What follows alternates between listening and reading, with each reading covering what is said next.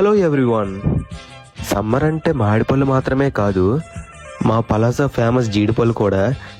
ఇక ఈరోజు జీడిపళ్ళు తినడానికైతే జీడి తోటకైతే వచ్చేసాం. ఇక్కడ మా సాయిగడైతే జీడిపళ్ళు తినడానికైతే చాలా ఆశగా చూస్తున్నాడు. కానీ వాడు ఏది ముట్టుకున్న కాయల్లోనే ఉన్నాయి. కొంచెం దూరం వెళ్ళాక ఇక్కడ ఒక తాత అయితే కనిపించారు. తాతగారు అయితే ఇక్కడ జీడిపళ్ళు అయితే ఏరుతున్నారు. ఇక మేమైతే ఆ జీడిపళ్ళు చూసాక ఆపుకోలేక ఒక 2 జీడిపళ్ళు అయితే తాతకైతే అడిగాము. ఇంకా టైం వేస్ట్ చేయకుండా నోట్లో పెట్టి అయితే పిండి పిప్ చేస్తాము. టేస్ట్ అయితే ఎదిరిపోయింది. తాతగారు అయితే ఇక్కడ రోజు వస్తారంట జీడి పిక్కలు తీయడానికి. మేమైతే తాతని అడిగాము, మీకు సీజన్ మొత్తం ఎన్ని జీడి పిక్కలు వస్తాయి అనేసి. తాత చెప్పిన మాట వినిన తర్వాత నేనైతే షాక్ అయిపోయాను. తోట మొత్తం ఏరితే 2 బస్తాలు జీడి పిక్కలు మాత్రమే వస్తాయంట. మరి మీకు ఇందులో లాభం వస్తుందా లేదా అని అడిగాము. తాత అయితే నవ్వుతూ, ప్రతి సీజన్ అయితే ఒక రేటు ఉంటుంది బాబు, రేటు బట్టి మాకు లాభం అయితే వస్తుందని చెప్పారు.